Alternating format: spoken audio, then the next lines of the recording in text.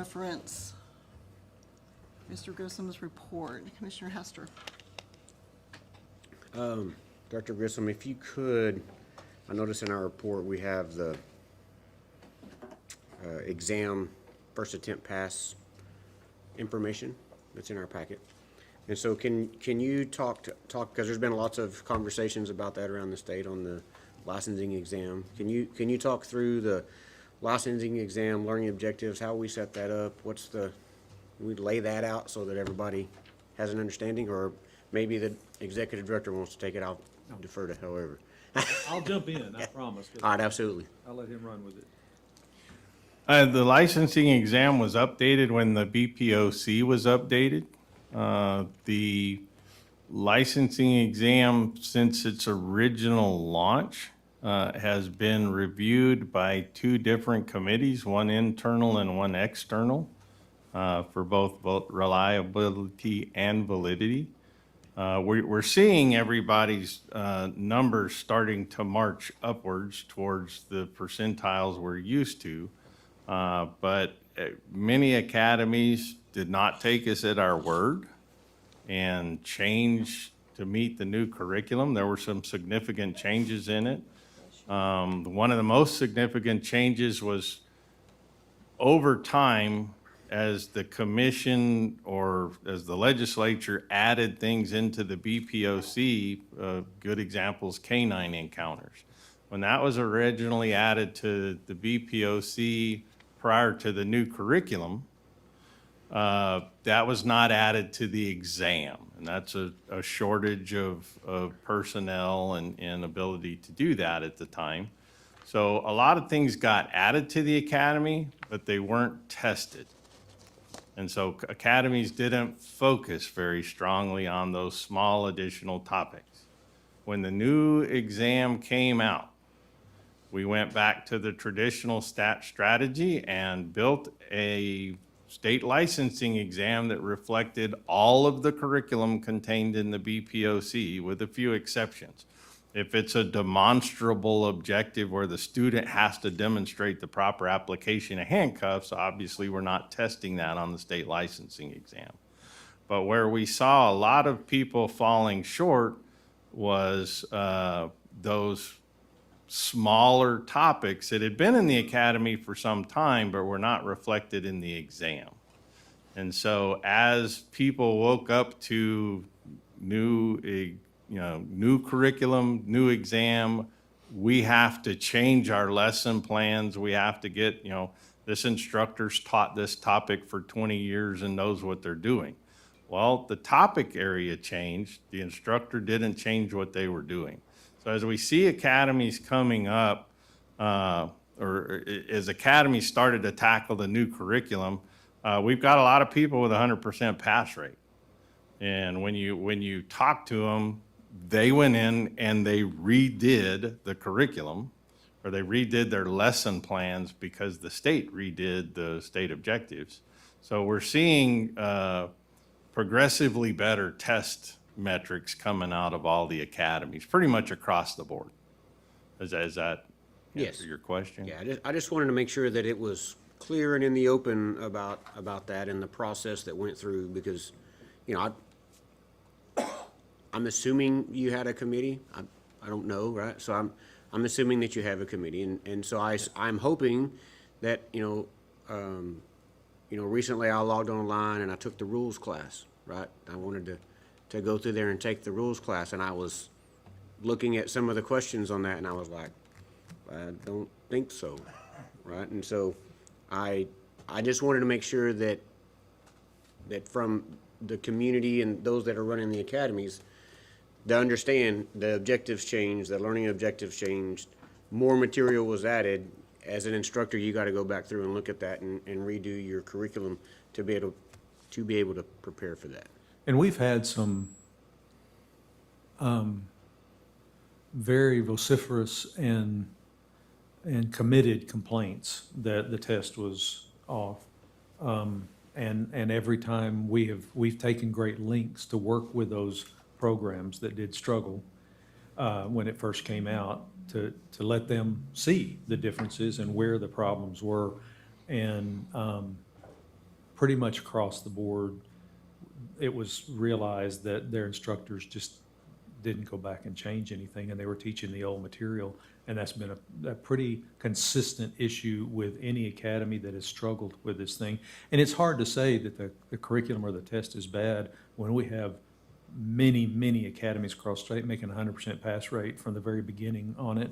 And the state pass rate is a very decent level, which says it's doing its job. But yeah, there were some very unhappy people, but I think we resolved where the issue was, and I think everybody's getting on board now. And just for the record, if y'all had waited 7 more days to my academy, we did pass it 100%. So, and we've done that 2 years. So it can be done. It definitely can be done. So. I do have some updates on previous discussions we've had on curriculum. First, I need to put the regulated community on notice that 3187 legislative update is published on the website. So that is the legislative update mandated in the training unit that we are entering. So that is available for training providers to start working on their lesson plans and start delivering 3187. We are working on mental health officer, was a discussion we'd had at the previous meeting. I personally reviewed the content of the original committee that was working before Susan retired and COVID hit. I'm confident we have approximately 60% of that curriculum that's been new and updated. Obviously, that's a little over half, so we've got more work to do with the committee. I've reached out to both original committee members and some new players that have shown an interest in being involved in that. I know Commissioner Hester, one of them is the gentleman you introduced me to at the Capitol.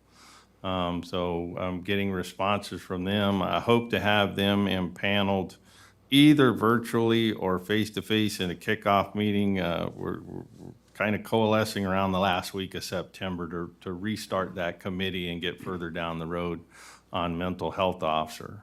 Because as the state, once the state updated to the 40-hour CIT, the mental health officer kind of had some older materials in it. One of the things we need to refocus the committee on is the goal behind the mental health officer course. A lot of it is not CIT on steroids. A lot of the mental health officer course is those legal components that somebody serving in that role needs to understand in terms of mental health arrest warrants, detention, all of those kind of things. So CIT doesn't touch those things. We have to make sure that those remain resident in MHO. And so refocusing and repurposing some of the committee will need to be done. And I will actually have staff on board that I want to help. I want to use this to help onboard them to understand how we do the committee stakeholder process and how we see curriculum building going forward with the commission. So it'll be a good opportunity to do that, but we are working forward on that. I know that was a topic that was we discussed at the last meeting, and so that's on the front burner. So if I hear you, are you saying that you're going to wait till you have staff on board and education services before? I have 2 staff members coming on board on the 13th. Okay. I will do the committee meeting myself the last week of September. So September 13, I'll actually have 2 staff members. We have one coming in from externally and one we're actually moving internally.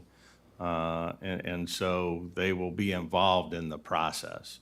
And the team lead, the supervisor for education services, is the first one coming on board. So I'll use this as an opportunity to train her in what we perceive as the way we're going to do business going forward.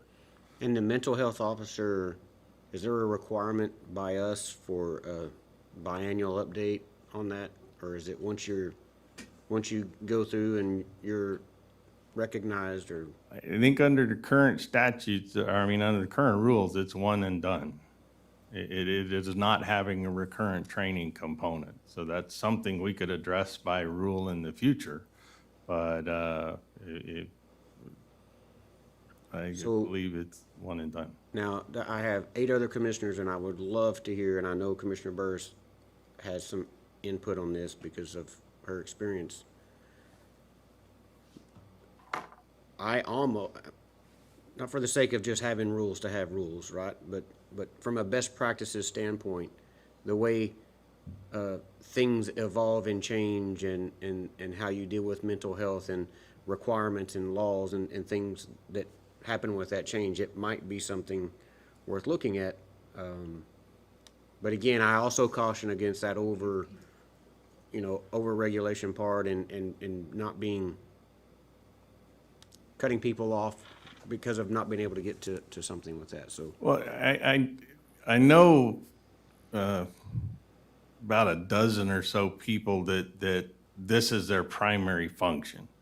I think that the community tends to regulate itself to some extent with mental health officers who do it as a daily portion.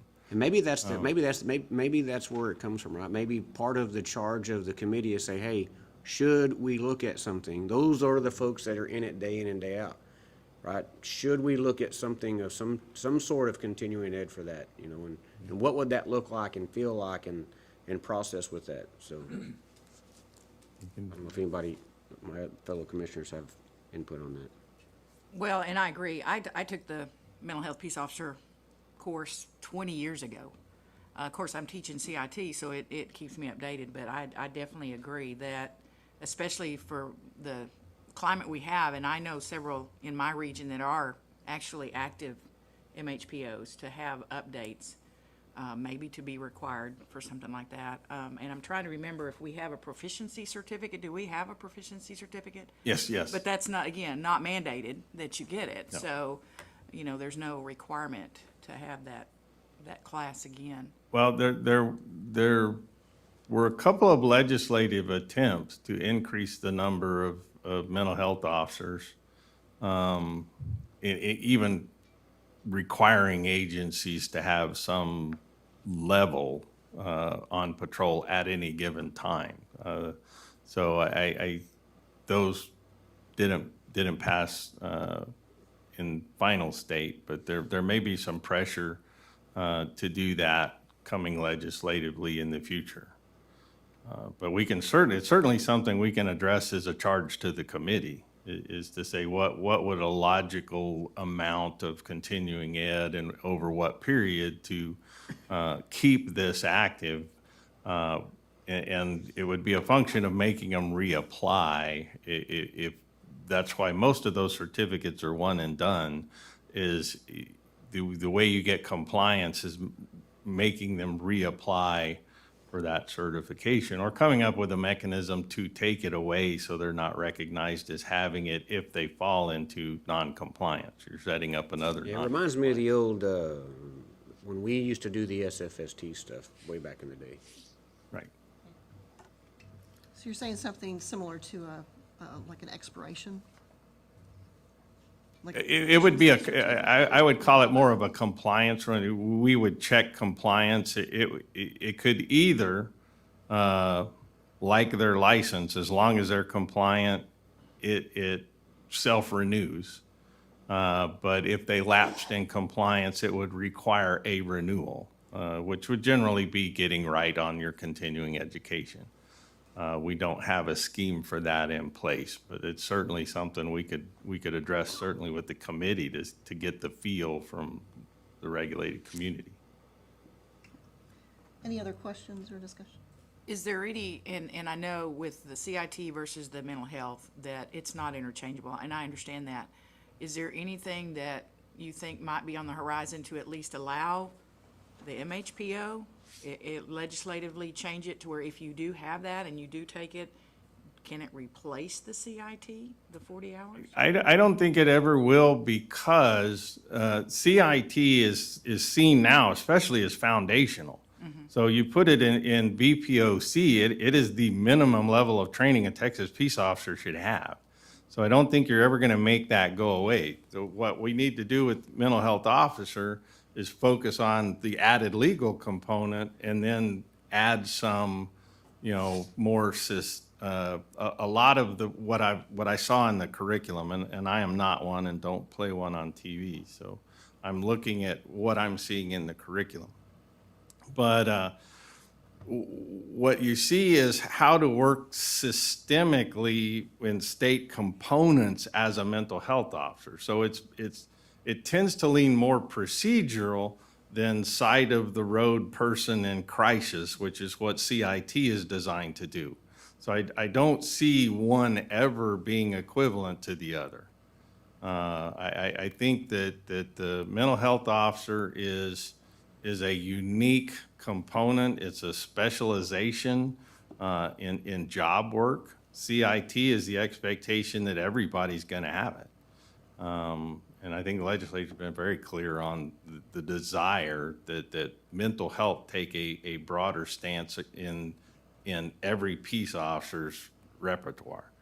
But I don't see the two ever commingling or one canceling out or being given credit for the other. Well, and I know with it in the basic now, we're gonna get to a point where, like you said, everybody's gonna have it anyway. Yes, So it's not yes. gonna be but I do get a lot of requests. Why doesn't MHPO, and I tell them it's a legislative issue.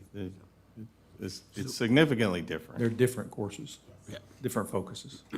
And so the refresh update on CIT, and I'll ask, since you're an instructor on that, I mean, when was the last time that was done? Are we looking at making some changes to any of that?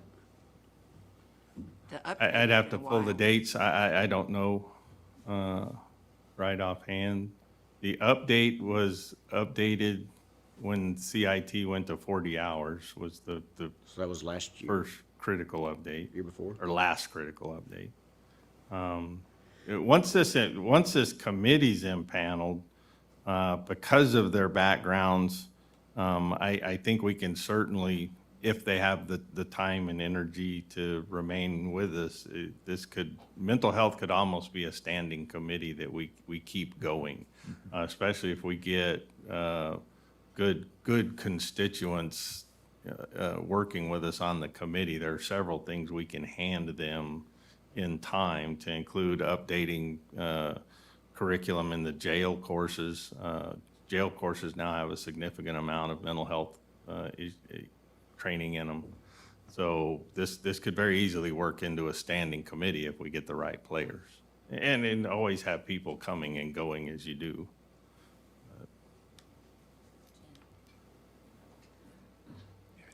I'll bring in the back end on this.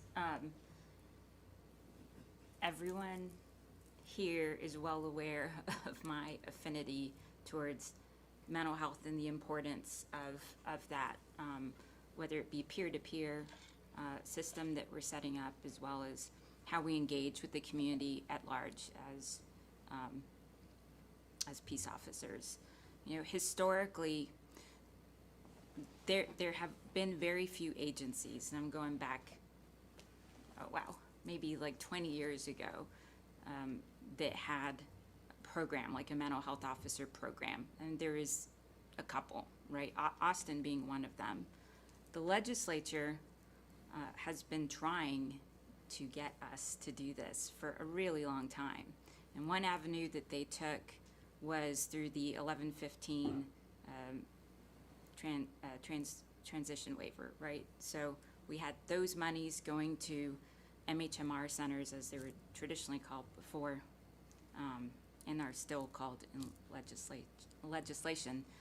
So the money went to the MHMR centers to try to grow this. And back where I'm from in South Texas, we took that money and created a program with officers. Of course, we were footing the bill for most of it. It did not fall on the agencies to do that. So we bought the vehicles, we provided monies for the officers, And that was in combination with, like, emergency crisis teams as well. It's not just an officer, right, you're sending out. It was extremely successful program, and it really brought down the number of people in the ERs sitting there, you know, officers who were tied up because they're waiting at the ER for someone to take control of this person, so they're no longer in the officer's custody. Like I said, the numbers were phenomenal, and it was very successful.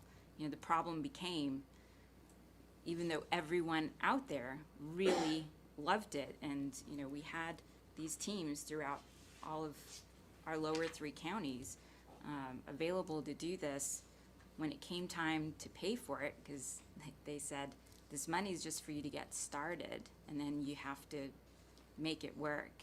You know, the interest in that fell off despite incredible success. Like I said, it just lowered arrests so much. You know, at the end of an encounter like that, the vast majority of individuals encountered in the field signed themselves in. I mean, that's really what you want. So, again, the legislature keeps trying to get us to do this, and now it's been put in our lap, which I think it should be. And like I said, there is some funding there. I, again, ask, we are engaged with Meadows on this. Is that a yes or no? Oh, we're Meadows, The Meadows Mental Health Policy Institute yeah, in Dallas. in Dallas Yes. BJ with BJ Wagner. Wagner, yes. Okay, They're our partners on the peer-to-peer. So perfect. they will actually be involved in this as well. We see that as one of our growing partnerships. Good.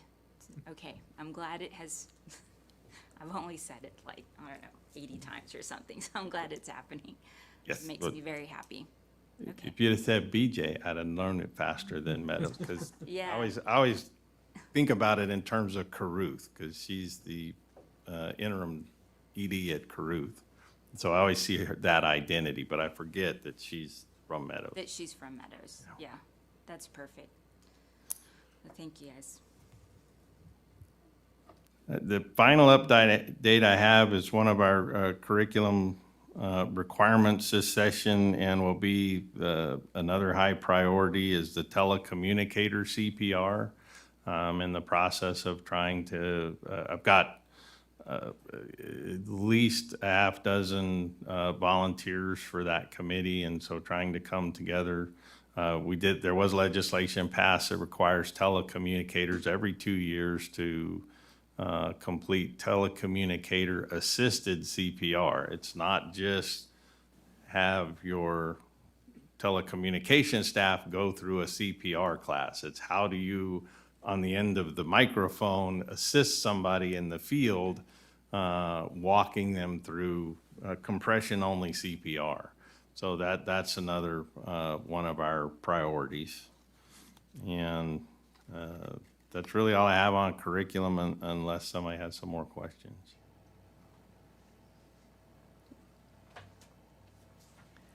Yeah, Last bit of information I have is talking about our credentialing group. They have been working, as is often the case at the end of a training cycle. Our total phone calls coming through credentialing since January 1 has been 31,556. But if we only carve out June 3rd through August 31st, they've handled 14,057 calls for service through credentialing. And how many people is that? And right now, credentialing is 5. I'm happy to say that nobody likes to hear that we have an abandoned call, but we have an abandoned call rate.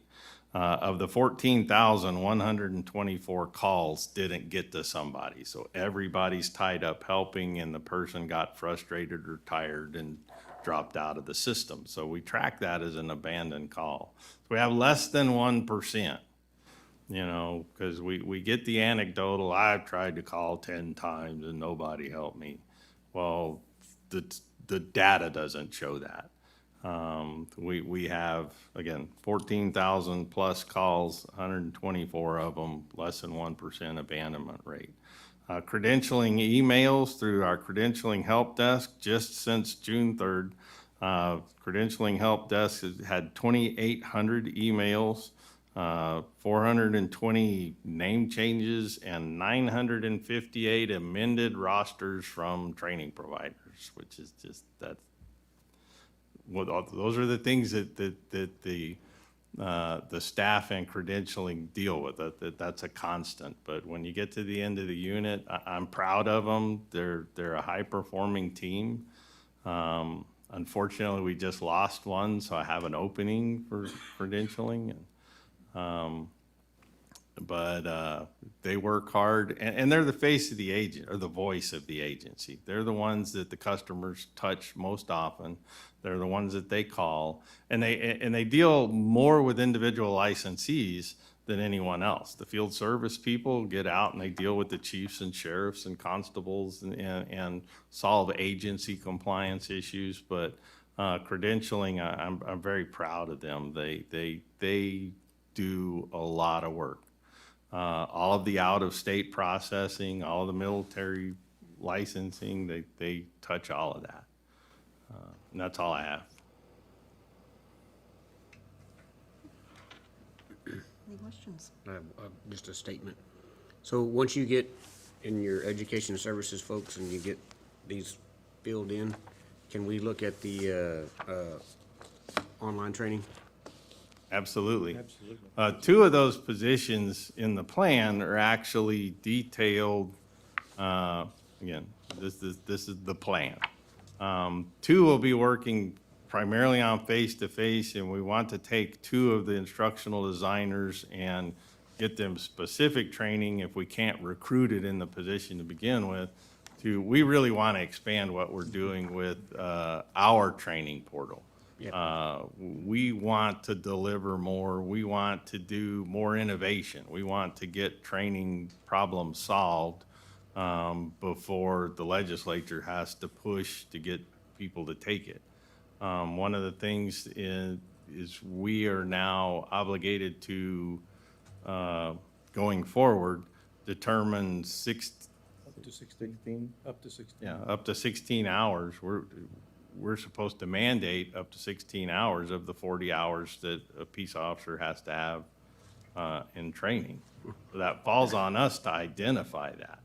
First time in the history of the commission have we ever been the one to actually say, yes, you've got to take this training. It's always been the legislature, but up to 16 hours is ours now. And so I think it's incumbent on us to, if we're going to say you have to have 16 hours worth of training, best case is we are one of the providers for that. So there's no cost, easy access. You know, if we're going to require you take 16 hours of something, if we can provide it at no cost to the licensee or the agency, then it makes it more palatable when that happens. Because for most agencies, you've just increased your annual stuff 16 hours. Because I can tell you, for most agencies, you're trying to get your agency-specific items taken care of in that 40-hour window.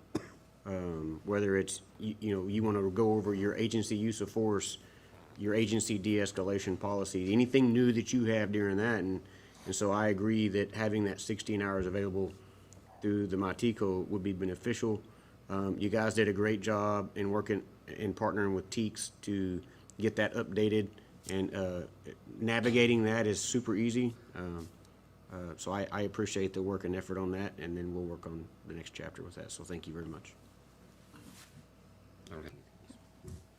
Okay, we will move to the Government Relations Report. Director Grigsby. Thank you, sir. Hello again, Commissioners. You've heard me talk. I went back and looked at my notes from previous commission meetings, and I have at least mentioned sunset in every commission meeting for the last 2 years. as it stands, it looks like we will be hearing about it for at least the next 2 years as well. So congratulations. As you know, the legislative session ended and we were extended for 2 years, and in the interim, we will be undergoing a limited scope sunset evaluation. The beginning process of that is the self-evaluation report that each agency undergoing review must complete, and that was turned in yesterday. We will find out how limited is limited. This is new for us, and so I can tell you there will be another opportunity for you all and all of our stakeholders that are here and listening online to provide feedback on our agency and its operations.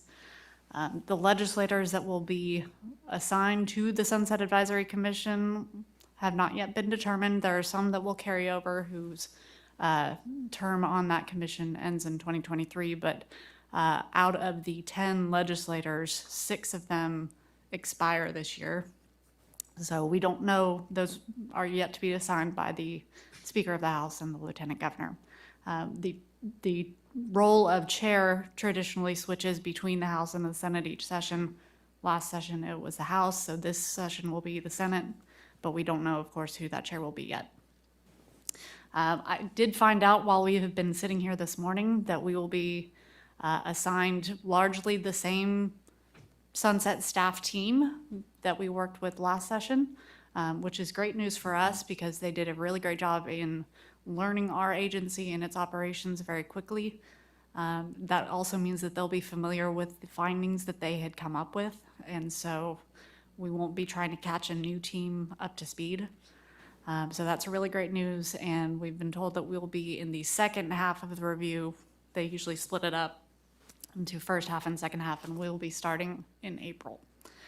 Like I said, we expect for a lot of those same findings that they had brought up to be addressed again this time. Some of those that they had put in their staff report leading up to last session have been addressed by other means, whether at the staff level or by other means by the legislature. One of those that has come up with is data, and that's come up not just by Sunset, but that's come up at our strategic planning meeting yesterday and our meeting here today a couple of times. Fortunately, the resources that we've been given by this legislature, as you've heard, will allow not only for us to have more data, but better and more accurate data and in a more usable format. So we really look forward to that, and we think it'll provide a much more efficient way for the commission to identify where our unmet needs are or where we need to improve in certain areas.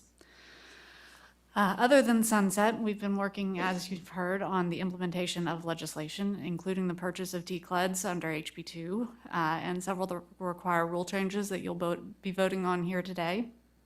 That, of course, includes the peer-to-peer network that we've been talking about. We're really excited to partner with the Caruth Institute / Meadows Mental Health Policy Institute / UNT Dallas for that. Commissioner Burris, I agree with you wholeheartedly. The legislature has made it abundantly clear that mental health is to be a priority, not just for our officers interacting with the people that they interact with on a day-to-day basis, but for the mental health of the officers themselves. I think if you ask any patrol officer out there, they'll tell you that mental health has been greatly exacerbated by COVID and lots of the events that have happened in our world recently. Unfortunately, I think that's also going to include our veteran population and what's happened in Afghanistan. So we'll certainly want to make sure that we equip those officers for dealing with the people that they're going to deal with and for our officers to understand what it's going to take care of themselves. I agree that it's important that we address mental health, not just for officers having individuals in custody in the ERs, but as several legislators have said, to try to keep those mental health folks out of jail if there's no other reason for them to be there. So it's clear that we've got work to do there, and we'll continue to do that. Of course, we've had CIT over the last few years. We've had the trauma-affected veterans and traumatic brain injury courses that we've been charged with, and then the peer network lately. So mental health is a very large deal in our nation and for our law enforcement population. Moving on, you've of course heard that there have been a couple of special sessions since we last met. They've really largely had no impact on TCOLE to this point, other than some limited discussion about border security, but there haven't been hearings that we've needed to testify before. We've been working with the governor's office, as Director Grisham mentioned, to support Operation Lone Star and the licensing questions that have come out of that. So we'll continue to do that for the time period that Operation Lone Star is in place, and the governor's office has asked for our participation there.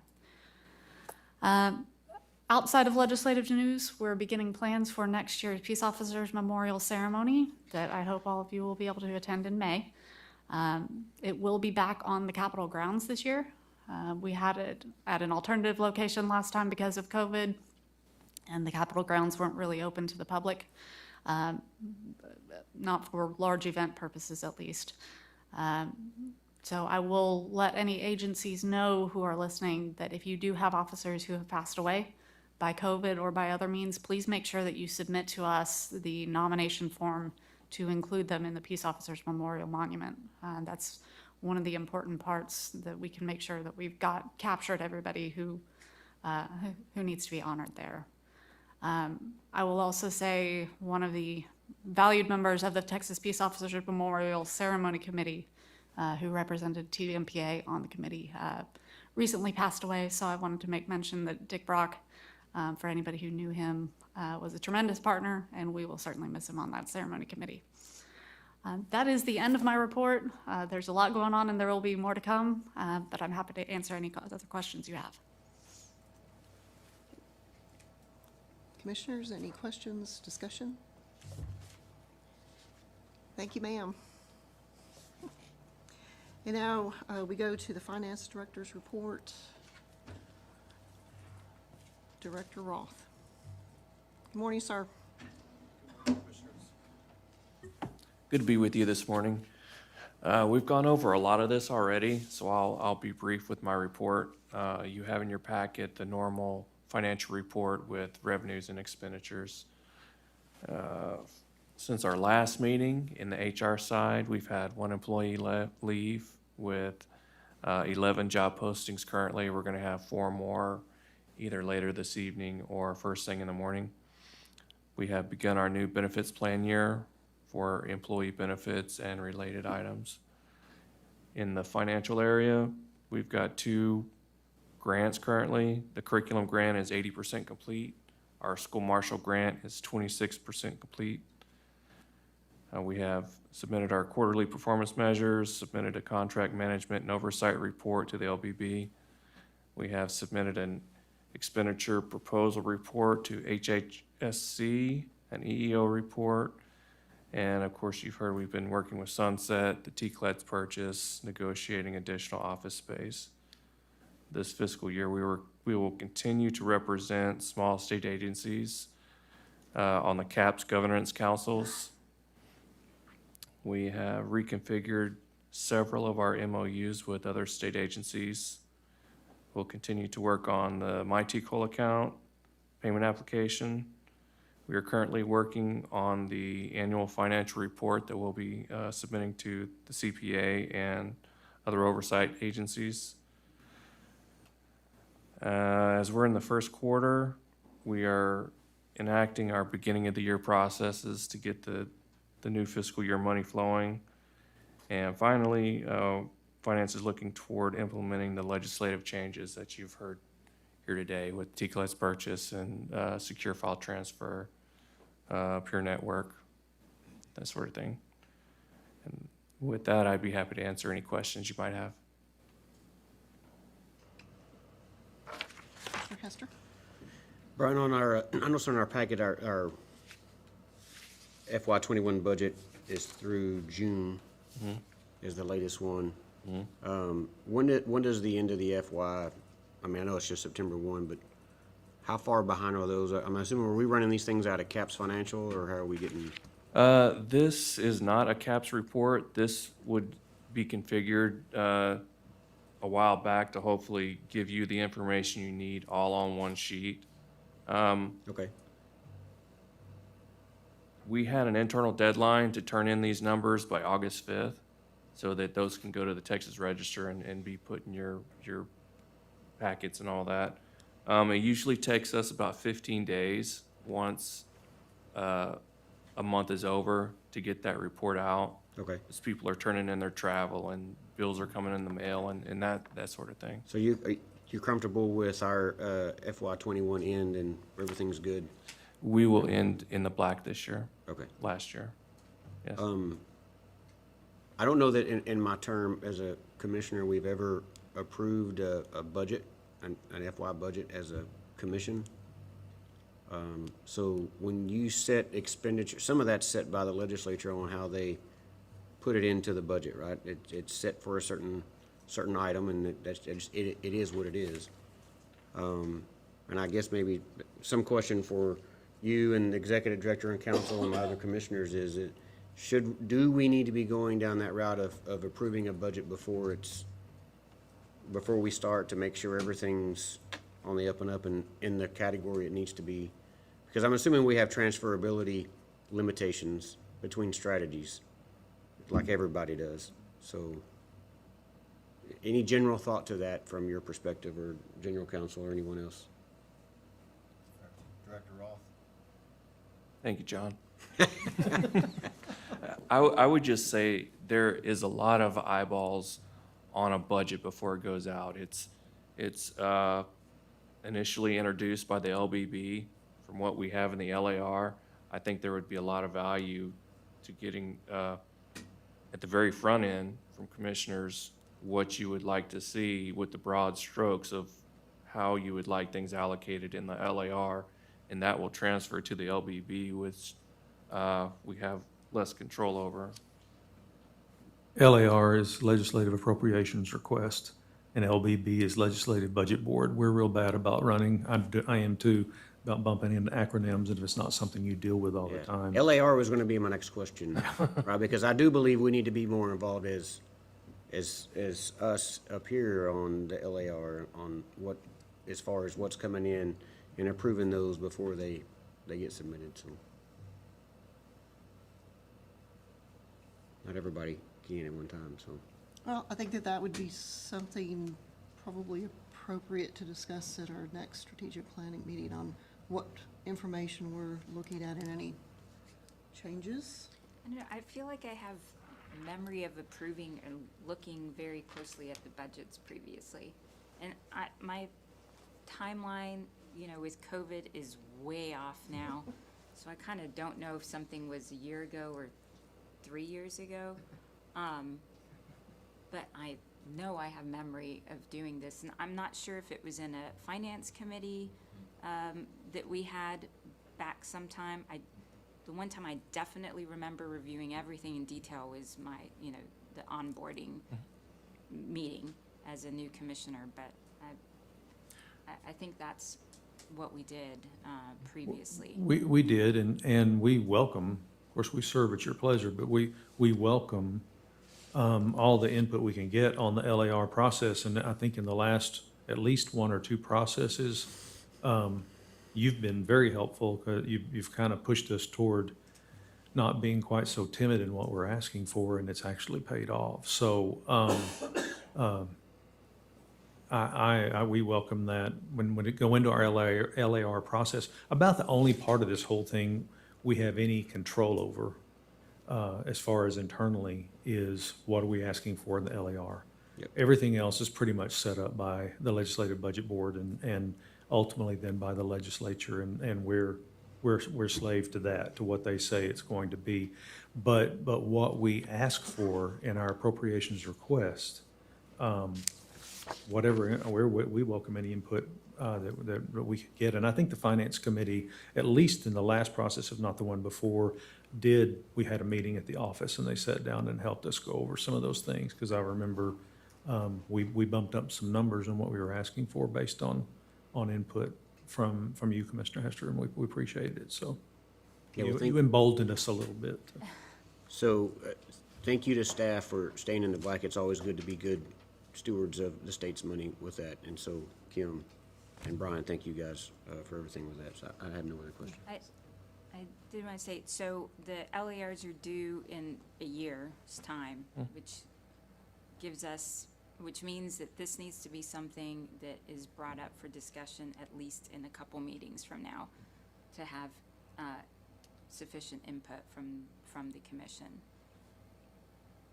And I think it looks by all the nods like everyone is on board with that.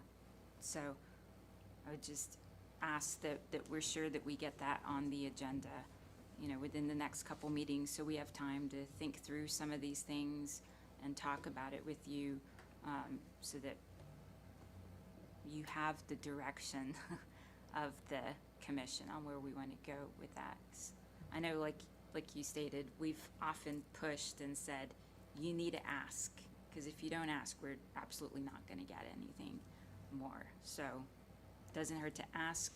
We're used to getting told no all the time anyway, so anything helps.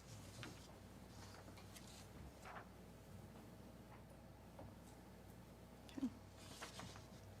Any other questions, discussion?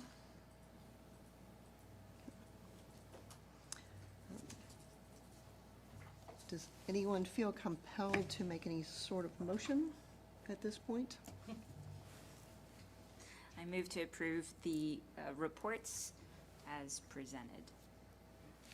We have a motion. Do we have a second? I second it. We have a motion and a second. All those in favor say aye.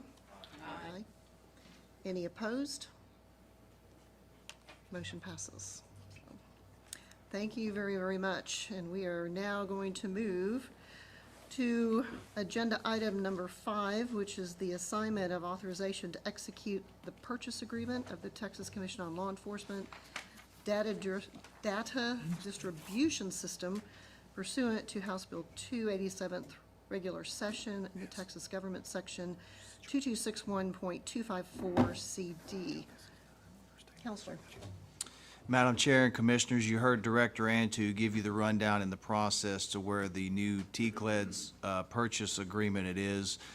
Currently setting up another meeting next week, allowing for all the, primarily this process has been adding the required provisions required of LBB, DIR, and other interested entities. The item for your consideration today is essentially boils down to this: whether the executive director is going to sign the purchase agreement when it's finalized, or whether the presiding officer is going to sign the purchase agreement when it's finalized. This is pursuant, you'll see in the actual motion itself, Government Code 2261-254 requires either the executive director or the presiding officer sign it. So this is for your consideration this morning. Who was going to have the authority to sign the final purchase agreement? Commissioner Burris. Oh, I didn't know my mic was still on.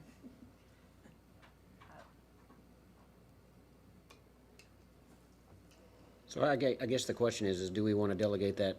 You're asking, do we want to delegate that to the executive director, or do we want? And I hate to say it's merely a formality because all the provisions are already going to be in this. It's simply who the commission wants to execute it, whether it's presiding officer or the executive director. It's going to have the same force either way. We're just looking for direction, who y'all want to sign it.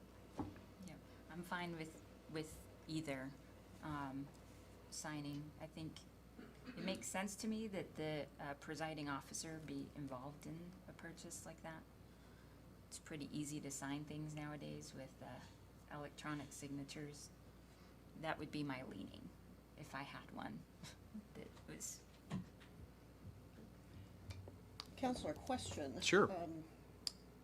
Can it have both signatures on it? Sure, I said we can certainly try that. I don't see why not. Okay. That would certainly satisfy the requirement. Executive Director Vickers, do you have a strong feeling one way or the other? I don't have a feeling either way. The only thing I was thinking about taking into consideration is if it has to be signed in person, do we ship it up to you to sign? Do you have to come to Austin to sign? Do we bring it up to you to sign? And the logistics of that. I think it's appropriate for you to sign it, and I think it's fine for me to sign it if that's what y'all want. I was just looking at, I don't want to do too much that extends the finalization of this contract so we can get it on the move and done. So, however we can accommodate that, we're happy to do, to get it signed. If I may, Madam Chair, have a signature line for both, and we will certainly work out the logistics up to and including whether it has to be an in-person signature. We'll overnight it. We'll make sure it gets done one way or the other. But if I'm hearing everyone, for you and the executive director to sign this. And we'll get it to you the most expeditious way possible so that we can get it signed and done. Do we need to have a motion on this or not? I don't think it's necessary to have a motion. We'll just simply, staff will carry out, we'll put 2 signature lines on it. Any further discussion or questions? We will move to agenda item number 6, which is discuss and take action on staff's ability to determine the transferability of Class A and B waivers after initial commissioner approval. Counselor. Commissioners, before you, this particular item is often, as we well know, we will have Class A and Class B misdemeanor waiver requests coming in from chief administrators across the state requesting to waive either the 10-year or the lifetime ban for a particular person that they want to get licensed and then ultimately work for them. We had a discussion as a commission, I think it was somewhere during the COVID phase, when we were doing online, where there was a discussion about delegating the actual ability to staff to approve the A or B waiver. The discussion was made, and the ultimate decision was to retain that authority with the commissioners at the commission level for every time an A or B waiver came. I want to be clear that this request is come up from executive staff based on, we have had repeat requests for waivers. In particular, the one specific case that's been the main driver of this particular item was a 2-time waiver recipient. They've been before the commission twice. The waiver was granted both times. This is another request for the waiver.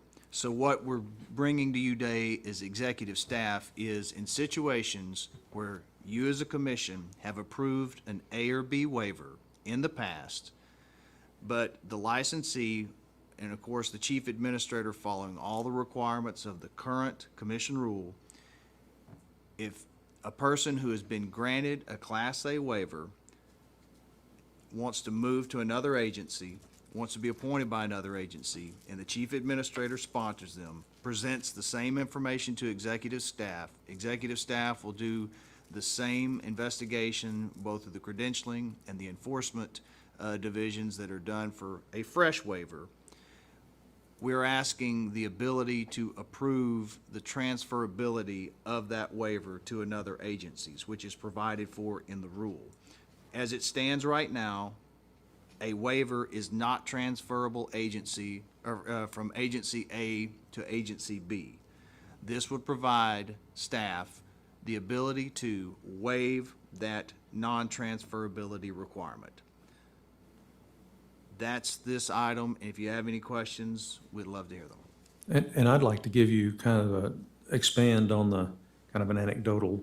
The one that they're up for their 3rd waiver is not a young man that's just bouncing around. He went to work at the original sheriff's office. He did an amazing job. The sheriff said he's wonderful. I'll keep him forever.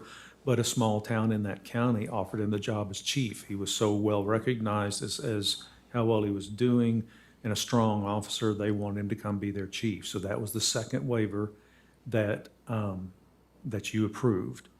So he went to that as chief and discovered once he got there that a lot of the stuff they promised him on how things would work were not really how they were going to work, and that it wasn't quite the package that they had said it would be. And the sheriff said, well, I want you back here. If you'll come back here, I'll put you back to work with me any day. So they came before us on that and wanted to go back to the, I think we didn't make him come before you because that sheriff had already had a waiver. Well, he's being poached, to be quite frank, by a neighboring sheriff who says, I want to promote him up I want him in a higher position in my agency, and I would like to see him come over here. The current sheriff he's working says, I don't want to lose him, but I'm certainly not going to stand in his way of an advancement in position and having a higher level position at a neighboring agency. So they're in agreement. This is a very good, everybody is saying this young man's doing an amazing job. Well, the question popped up, do they now, for a third time, for the neighboring county, have to come before you, present the same material that you've approved twice already, even in the second time, and have to make them make the trip to Austin and do that when nothing has changed in this young man's background. And I can't really truly imagine that you would find any fault if you heard his story in the why the transfers are being requested and why the new waivers being requested. So that's when we were talking about this in executive staff, and the idea came up with, why are we making them drive all the way to Austin again? Why are we tying you up on something that situation hasn't changed? On this one particularly, you've already delivered two, and have them come in a third time for the same circumstances. And so that's what the request is for, is to say, if we have those circumstances where nothing has changed in the background, there's nothing that would cause, that it's not just somebody jumping around, that it's an opportunity. And if we see that in our investigation of it, can we move forward with the approval of that transfer without bringing that chief administrator and that young man back in before you again and going through and making them wait maybe another 2 or 3 months till the next meeting before they can come in and do it. And I will tell you, this isn't just a one-time deal. We don't get a lot of them, but I have another sheriff right now begging to hire somebody. The person's working at another place with a waiver. The chief administrator where he is now says, oh, he's a great guy, but hey, I'm not going to stand in his way if he wants to go over here. And they're coming in a second time on another young man. And so is this the kind of thing that you still want us to do? Bring them in every time for you? Or if we see that it's that circumstance where nothing has changed, you've approved it once, it's just an opportunity for this person to work maybe at a little higher level or a different agency where everybody's agreeable on, can we just go ahead and take care of that? I think that's what the request is. Questions, discussion, comments? So you're saying now, if once they get that one waiver, that if you all feel like it's the same and nothing's that, then we're not gonna see another. You will see it, because even if we do it, it'll still be brought to you for ratification. But rather than make them make the trip to Austin, rather than have them come before you and explain the same circumstances again, and maybe put off this transfer, or this opportunity this person has to work at another agency where it's an advancement, that now gets put on hold. If they catch it wrong, if they came to us in the last month, now they got to wait 4 months before they're going to have a chance to make that transfer. And it would still be brought to you for ratification at the next meeting, if I'm saying that right. I think part of the purpose of having it done by staff is so they don't have to wait to the next commission. It would be brought to you for your information versus ratification, which implies, that you would have to vote on it again. The procedural, it would work, it would come to executive staff, it would be reviewed, the waiver would be issued, and you would receive notice of the waiver as pursuant to commission rules. When the executive director issues a waiver, such as this, that you would be notified in your information at the next commission meeting. So we can turn it down, is what I'm asking, if it came to that next meeting for whatever reason, or no? No, it would be Okay. approved at commission level, or, staff level. Okay. So it'd be just more, like you said, information only. Correct. So, Commissioner someone Morris? else, because there's a mic on. In light of today's current staffing problems, which I experience every day, And I understand this sheriff trying to get a good hand on board. I would make a motion to trust you and allow you to make that decision, if I may. Let me finish discussion, Okay. and then and I'll call for a motion. So from my perspective, this isn't really it is technically granting a waiver again, because one of the prongs in, it has to be satisfied to get the waiver isn't met. But for me, like, if we've already taken the time to review the 100 pages in our packet with everything, from the PFDs and everything that's in here, right? The reports and all we review. My fear in it coming back to us 5 years from now, 10 years from now, however long it is that we relitigate the issue up here. And then we have one commission saying, you do get the waiver, and then it comes back and there's different commissioners that have different feelings, and now they say you don't have the waiver. And I don't think that's a very fair way to do this, and that's not usually a good legal argument at all, equity, but that doesn't sound right to me, to give something to someone and then take it back. Because at the time, we scrutinized it, we looked at it, we made the best decision with the information we had, at that moment, and we've made a decision to either agree to grant the waiver or not. So if one commission has already granted it, I think it's incumbent on the commission thereafter to uphold whatever that decision was. And understand, if somebody comes to me, like I've got one pending right now that is looking at it, they didn't make it in time for this meeting, and so they're waiting 3 or 4 months. If they come to us and a person wants a second waiver through another chief administrator, we're not just going to say, well, it was approved once it's approved. We do an investigation and we find out, has there been anything changed in this picture? What is this person, what is their working record? Are they leaving because they were getting in trouble? Are they leaving because there was a problem? Or are they simply getting an opportunity and they're going to somewhere where they have a better opportunity? And all of those answers will be looked at, and there's an investigation on that. Whether it comes back to you or whether we do subsequent ones staff-wise, nothing is rubber stamped on that. It goes through a full investigative process again to ensure, hey, the story is the same. What you're going to hear, what you would hear if they came in the second time is the exact same story you heard the first time. He or she has an opportunity over here for a better position. And so don't think that it's any kind of quick rubber stamp. Yeah, they've already had one, we'll give them a second one. That's not the way this works. Whether we do it or whether you do it, there's a full investigation every time one is requested. Commissioner Hester?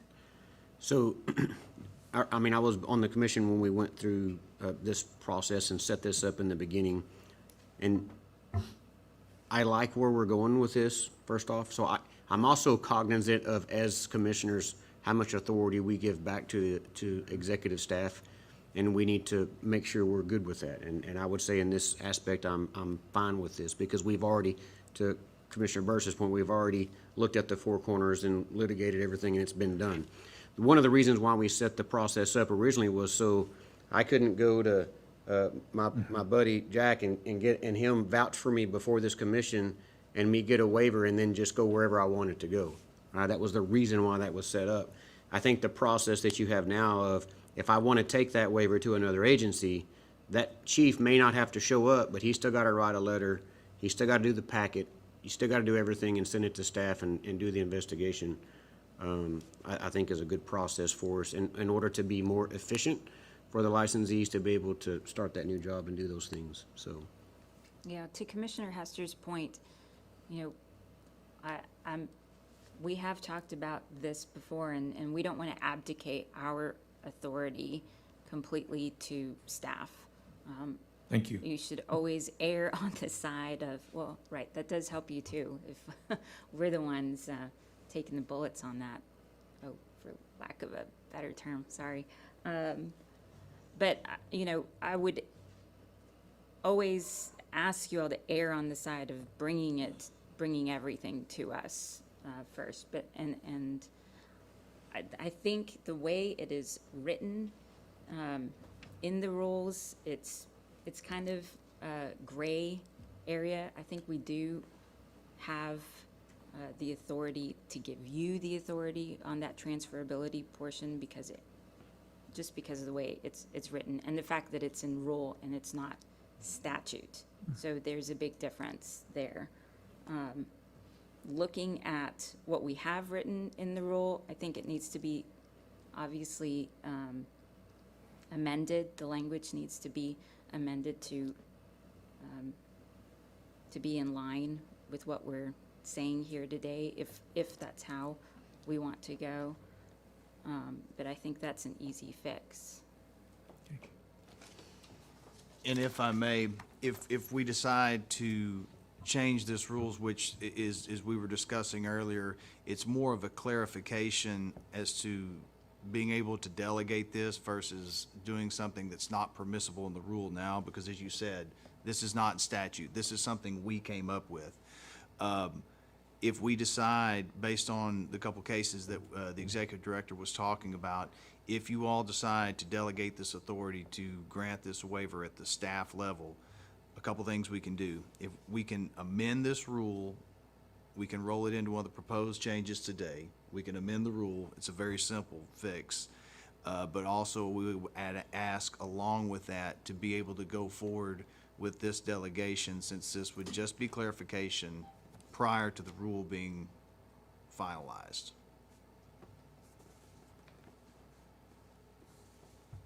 Wait, what rule are you looking? We're looking at 211. With what's No, we would have to on roll here? it into one of the proposed rules since these are all first readings today. Or we could wait till December to propose it. And the ones that we have in the queue right now would have to wait until the rule is not only proposed, but finalized. It has been done in the past. It is a procedure we've had in the past where we're moving to amend or clarify something in the rule, but the commissioners, if this is the direction you choose to go, can say, you may go ahead and start that procedure currently, and then, the rule will catch up with it. That's been done many times in the past. It's not with different perfect. things. Yeah, So, it would have to be Okay. freshly proposed yeah, today. so because it's not on the agenda is my concern. It's a first reading, though. Okay. You could change it without it being on the agenda, because you have, one, the rules are open, and two, nothing has been proposed and subject to public comment yet. Okay, perfect. I think you addressed my first concern, was that there may not be an investigation when a waiver is requested, but there is. And during times of staffing shortages, sometimes people make desperate decisions. Correct. And understand, there are a lot of waiver requests that you never see. Right. Because, and y'all gave me that authority back when we first started this, because we get some of them in and I look at it and I say, there's no way. There's just no way. This person has 3 arrests. They've got this and this and this and this. And I know this person will never be able to come in here and the commissioners, I mean, it's so clear. And y'all gave me that, you said you wanted me to be the first filter. So we do that. There are some that you'll never see because they're so blatantly not something that needs to be done Well, that I don't. and to burn clarify, your they time. always have the option of coming They can- and they making public can- comment, and yes. Yes, there's they other can. things. It's not Yes, that they can. they've spoken to you and we just have no idea and we're never gonna hear about it. They can There always, are they can other always, yes, remedies. they can always still come into you. But unless they pursue that angle, we cut them off at the beginning, because I don't think that any commissioner up here that I know is going to approve somebody that's been arrested 4 times, and one of them was a family violence assault, and another one was, I mean, it's just not gonna happen. So, and they do have a right to appeal that to you any time. But those we try to filter out for you so that you're not having to go through, a very, very blatantly obvious case. So procedurally, Counselor, this is an agenda item. Correct. Could a motion be made to amend the rule based on this being an agenda item? Or what are our options as far as motions or voting? We've got a couple options here. In my suggestion would be take the first issue of delegation, and if there's a motion on that, have the motion and discussion and see where that goes. And then if that motion is made, then we have a couple options, because if the delegation authority's not going to be there, then there's not really a reason to discuss whether or not to amend the rule. So I would suggest making a determination on whether or not the commission wants to delegate the authority to the executive director to waive the non-transferability of waivers, and then we can go whether it needs to be adjusted by rule, because I think there's a discussion that can be had whether that's even necessary or not. So that would be my first initial thought. Delegation question, and then we can move is to get the what, and then we'll have a discussion on the how to do that. Okay. So do we have a motion on the delegation of authority?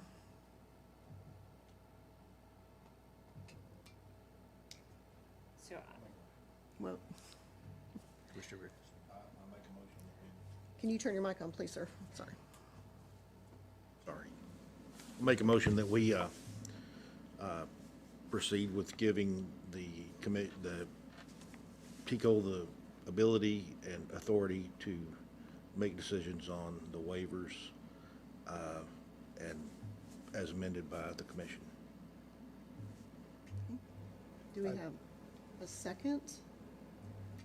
so just for clarification, that's delegation of the authority to the executive director to waive the non-transferability portion only. That's it. Limited to I that concur. only. Okay. So we have a motion. A second. We have a second. All those in favor say aye. Aye. Aye. Any opposed?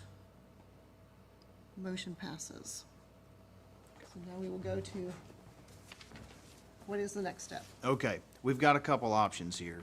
Commissioner Burris brought up the fact that in Rule 21130, we have the word non-transferable. Now, there's a couple, we can have a discussion on this, which I think is a good idea, and I'm going to read the text of the language of the particular rule.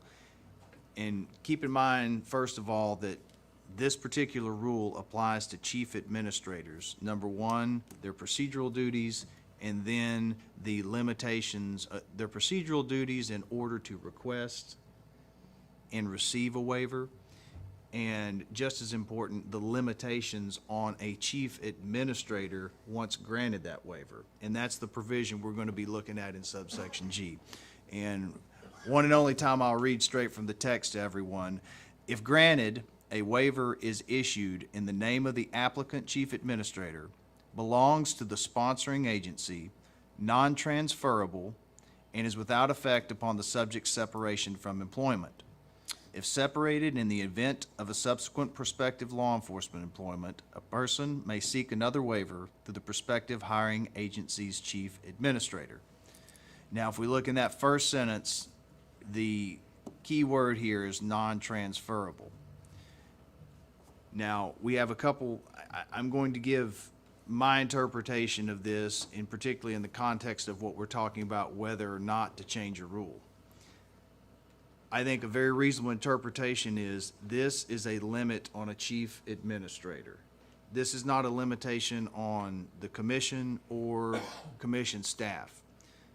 That's important because non-transferable means the chief administrator can't go do this. And if this is a limitation on the chief administrator, then under our rules, the executive director can waive any rule. And we've just been granted the executive director the ability to waive rule, in specifically the non-transferability provision of this rule. In other words, this is a limitation on the chief administrator. It's not a procedural limitation or a substantive limitation on the commission. As a result, the executive director, without changing this rule, because it's implicit that with approval, you can transfer it, and that approval's just been given. That's one way of looking at it. That's the way I would interpret it, without having to change the rule. But certainly, we can change the rule, but I think a discussion on whether or not we can go with that interpretation is one we can have. Madam Chair. Commissioner Hester? So I would, now I'm not an attorney, so, but I would agree with the counselor's interpretation here, because we're not saying that the non-transferability just means I just can't take that and willy-nilly go somewhere. There's still gonna be another application for a waiver. That would technically be a second application, and that one would not be transferred, right? So there's a process in place with that. Set aside we have the ability to waive rules and do those things because it's not a statutory requirement. Set that aside, I technically see those as two separate processes. Because when the application comes back in, we're just saying, hey, executive director, unless something changes, we're good with it because we've already litigated that out. Then if there's something else, bring it to us.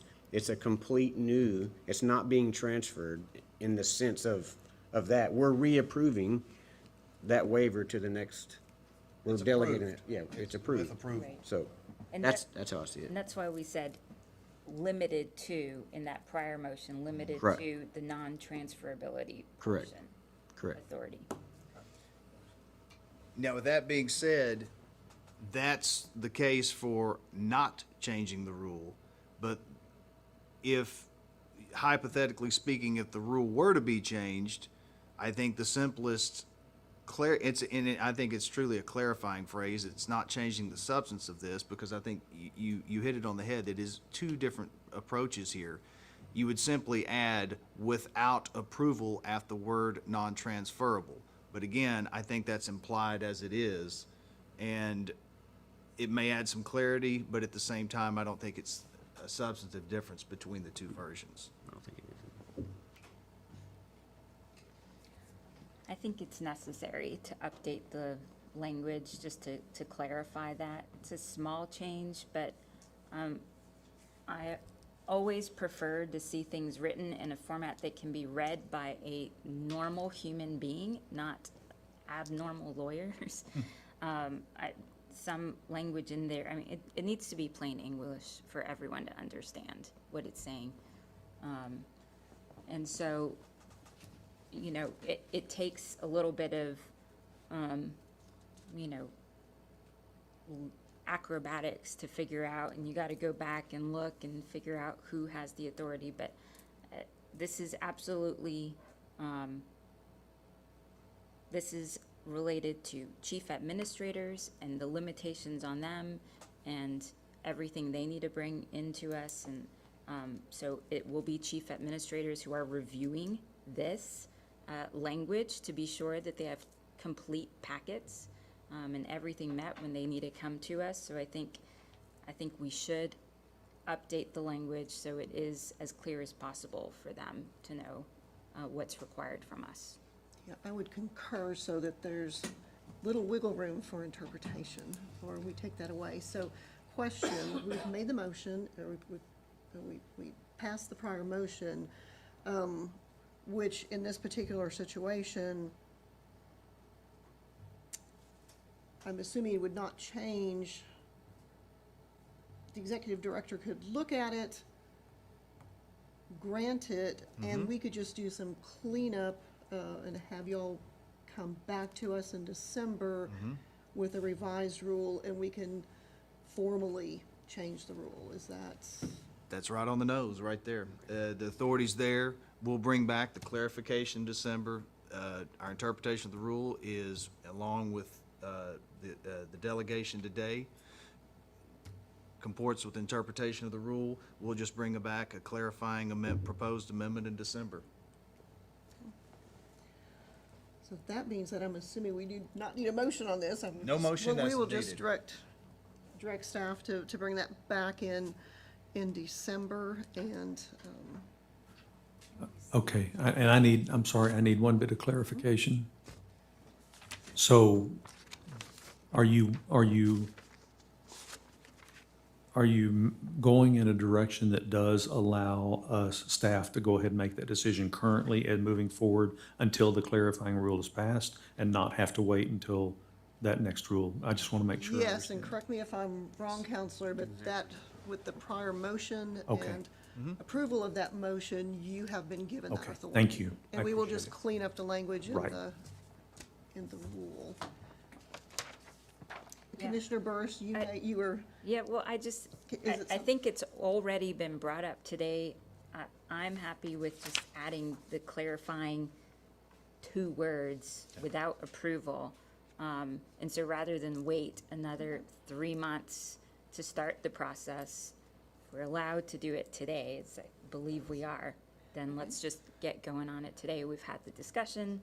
I think we're all on the Okay. same board to just add the words. So then it would read, if granted, a waiver is issued in the name of the applicant, chief administrator, belongs to the sponsoring agency.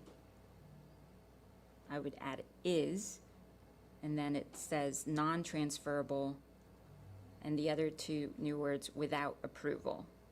And there's comma, and is without effect.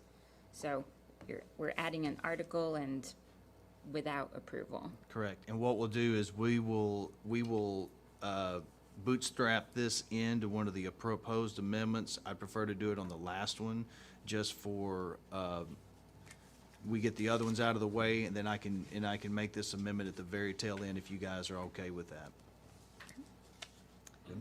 okay, yes, sir.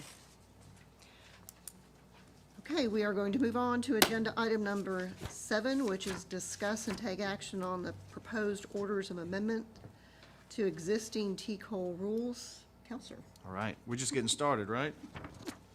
Proposed amendment number 1, proposed rule number 1 is to Rule 21127. You're going to see this similar language in proposed changes 1, 2, and 7.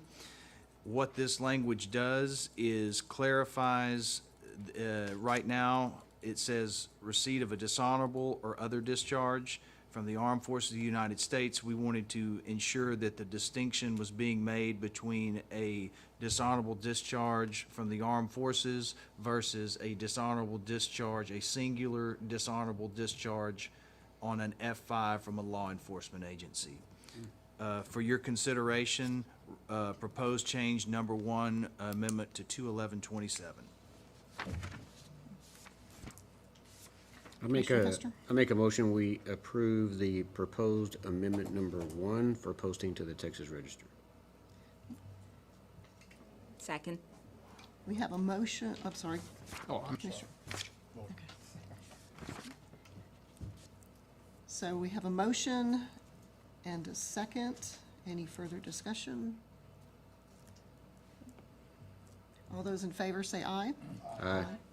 Any opposed? Okay, motion passes.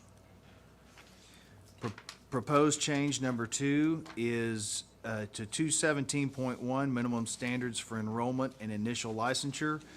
This is based in part on SB 24. This relates to pre-employment procedures and requirements on law enforcement agencies. As I stated in the previous proposed change, you'll also see language related to dishonorable discharge from the Armed Forces of the United States. Proposed amendment number 2 for your consideration. Madam Chair, Commissioner Hester.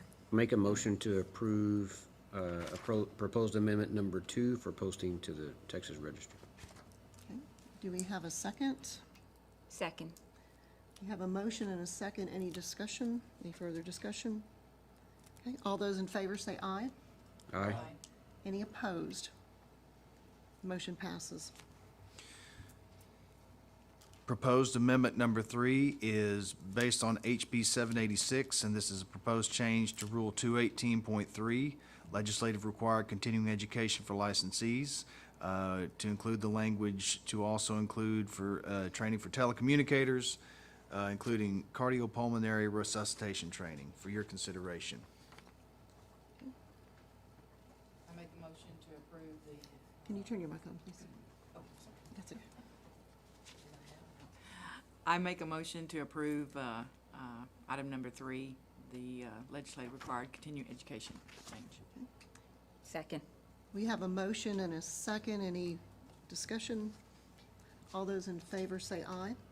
Aye. Any opposed? Motion passes.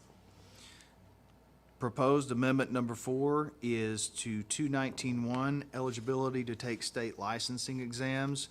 This is related to the discussion earlier related to reactivation and the license versus appointment discussion. Proposed amendment number 4 for your consideration. Madam Chair, I have a question. Yes, Commissioner Hester. Counselor, so just so we walk through this, if I read this correctly of how it's written, I just want to work through a trap here. If I'm within 2 but less than 5, if I show up at 4 years and 10 months, and then it takes me a while to take the class, like how is that gonna work in the interpretation? Because by the time I get the class and do everything, I'm gonna be past the 5. Does that mean I would have to start all over again and I would have to fall under section 2? You have to start again. The date's the date. Well, that's why I just You want to have make get it sure, done so. By that date. I'm not the counselor you were talking about, but I'm gonna answer anyway. Yeah, so I would have to go through all, I guess I just want to make clear that and I'm fine with it. I just want to be open with it, that you have to complete A through D within the 5-year time frame, and that's all on you. If you wait till the 9th hour or the 11th hour, you waited till the 11th hour. So, and as a matter of practice, that's how we're going to look at this, that you got to get everything done before your 5 years is up. Direction taken. Okay, very good. I make a motion to approve amendment number 5 for posting to the Texas Register. We're actually on number 4. 4. I'm sorry. We're on 4, but you can also take 5 at the same time because it's the same subject matter if you want to. I make a motion to approve amendment number 4 and 5 for posting to the Register. Second. We have a motion and a second. Any further discussion or questions? All those in favor say aye. Aye. Any opposed? Motion passes.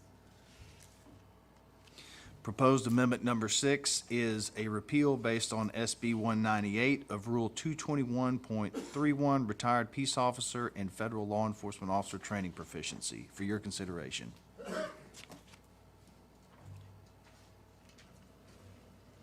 Madam Chair, I make a motion to approve amendment number 6 to repeal 221.31. Second. We have a motion and a second. Any further discussion? All those in favor say aye. Aye. Any opposed? Motion passes. Proposed amendment number 7, Commissioners, is Rule 223.19, as referenced earlier. This is another distinction from the Armed Forces of the United States language to distinguish dishonorable discharges between those issued under a DD 214 and an F5 report. Proposed amendment number 7 for your consideration. I make a motion to approve proposed amendment number 7. We have a motion I second it. and a second. Any further discussion?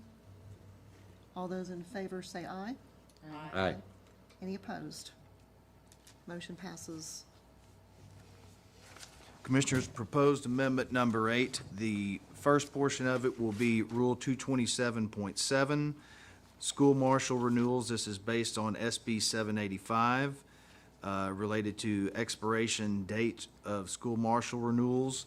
And the second half of proposed amendment number 8 will be to Rule 211.30, 211.30, specifically subsection G. The proposed language, as stated earlier, will read as follows. If granted, a waiver is issued in the name of the applicant, chief administrator, belongs to the sponsoring agency. New language is, underline is, non-transferable. New language, underline, without approval, comma, and is without effect upon the subject's separation from employment, with the rest of subsection G remaining as it is. Proposed amendment number 8 for your consideration with the change to 21130G.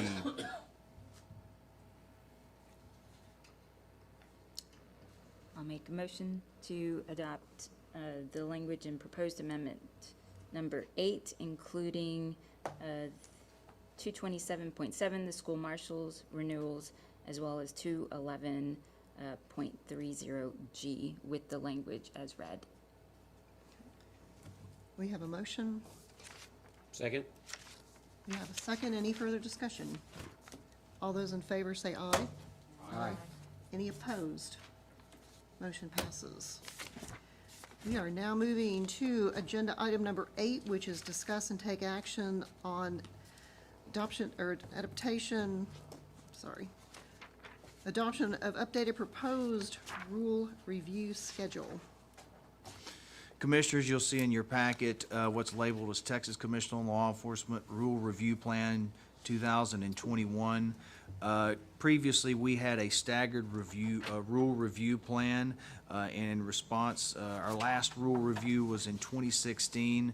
As you recall in the Sunset Report, while we did a substantive review procedurally, that rule review plan or its execution was not posted in the Texas Register. So what we have done is we are presenting a new, more aggressive rule review plan, which speeds the time up to every 2 years and a complete rule review of the entire rule book. We're, for your approval and for posting in the Texas Register, the Texas Commission on Law Enforcement Rule Review Plan 2021. Madam Chair, I make a motion to approve the Texas Commission on Law Enforcement Rule Review Plan 2021. I'll second it. We have a motion and a second. Any further discussion? Did you have something? All those in favor say aye. Aye. Any opposed? Motion passes. Good luck, staff. It's a very aggressive schedule. Commissioners, you'll see item number 9, this in accordance with the rule review plan, which staff, including directors and managerial staff, looked at the rules and what this item is requesting in accordance with the rule review plan. Any rules that were not amended, repealed, or otherwise altered in your proposed amendments today be readopted in accordance with the rule review plan for your consideration. Commissioner Hester? Madam Chair, I make a motion for the readoption of Chapter 211 through 229 of 37 Texas Administrative Code, not otherwise repealed or amended under proposed amendments 1 through 8 today. Okay. We have a motion. Second. And we have a second. Any further discussion?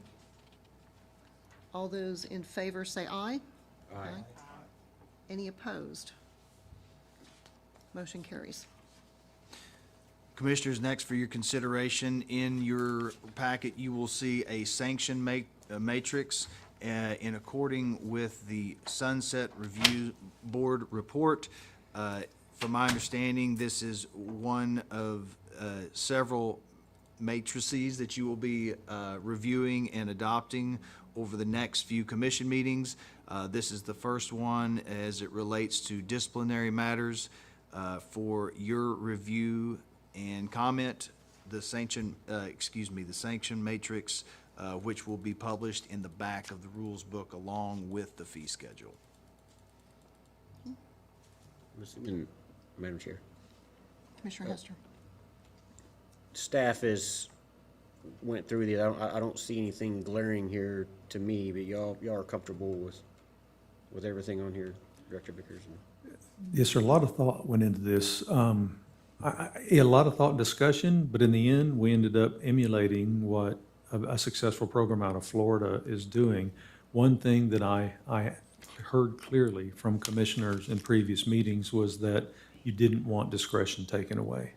That you wanted to have discretion in how you administered sanctions in these misconduct incidences. So we felt like this is the best of both worlds. It does put it into a matrix. It does put it into a working matrix that's been proven in another state to be functional and successful, but still retains discretion on your part as to what exactly takes place. So that's what's been, Because a matrix is just that. You still have the full gamut. Yes, sir. It's just a guide it's a guide. of what Correct. it is. And so the request here is for posting to the register? This won't go in the register, this will be in the back of the handbook, because there's no information or substantive requirements in this, but this, based on, as the executive director stated, the preferences of the commissioners and also conforming to the sunset report, this is for that requirement. Yeah, I wasn't sure what this was gonna look like, how you guys were gonna come up with this, because, you know, I was very hesitant to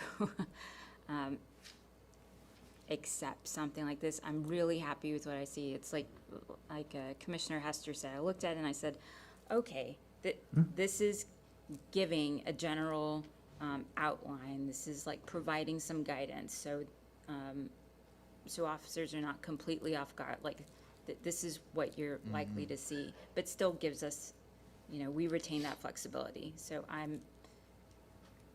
if we're going to do it, then this is the way to do it.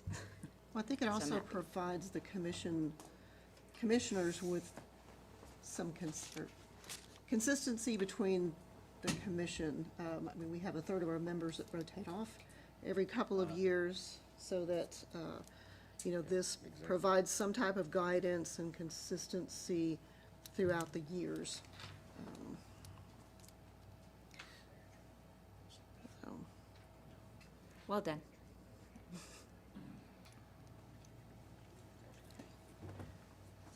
If there's no more discussion, okay, I'll make a motion to approve the sanction, it's a weird word, okay, sanction matrix as presented. okay, we have a motion and a second. Any further discussion? Okay. All those in favor say aye. Aye. Any opposed? Motion passes. And we are going to go ahead and take a brief 10-minute break and be back, according to this clock, at 4:15, please. Thank you.